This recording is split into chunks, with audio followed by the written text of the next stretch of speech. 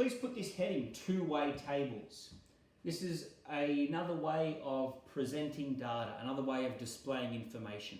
You will see this phrase in your questions, two-way table. So if you've got it written down, whenever you see it in a question, you can come back to this example. We use it when we're doing two things at once. So see this blue example, we're doing two things at once here. Imagine that I've got a coin in my left hand and a die in my right hand, and I'm going to throw them both at the same time. That means that two things are going to happen.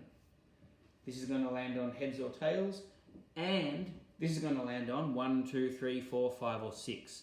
We want to put all this information in a table so that we can see it. So draw a template or a table that looks like this. The reason it needs to look like this is that there needs to be two boxes here, because there are two different things that can happen when you flip a coin. There needs to be 6 boxes here, because there are 6 different things that can happen when you roll a die.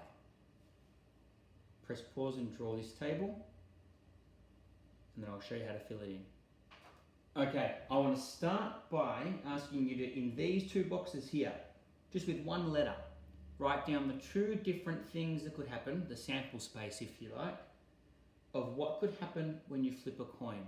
So there are 2 things that can happen, 2 different outcomes when you flip a coin. It could land on heads, or it could land on tails.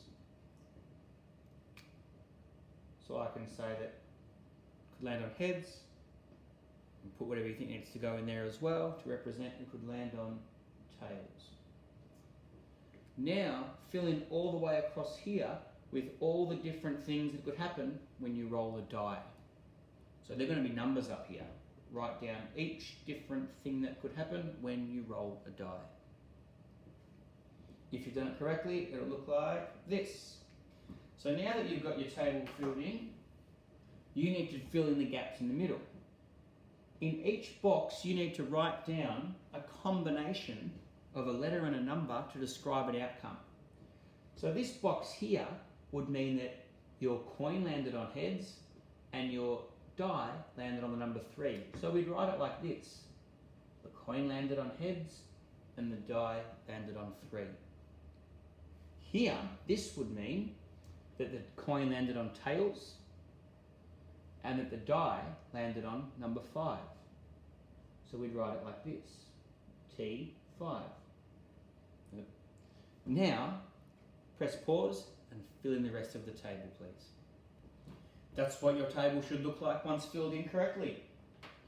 The last thing I'm going to ask you to do now is, I'm going to put some questions up on the side that look like before. You need to find the probabilities.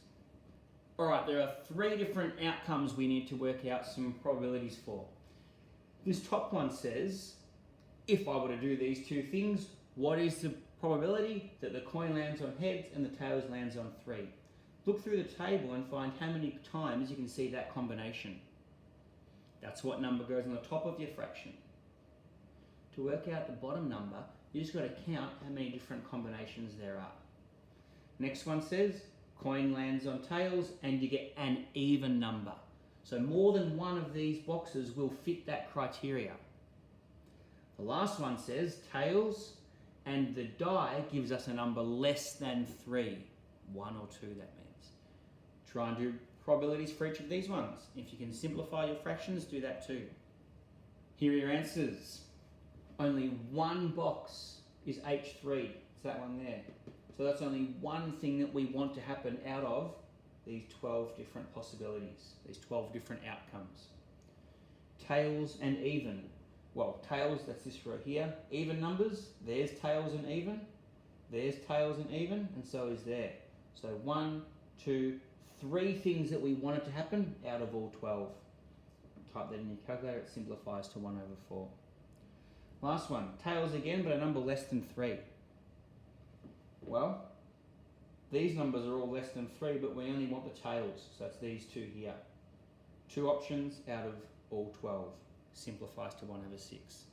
That's it, you can now work through the book questions.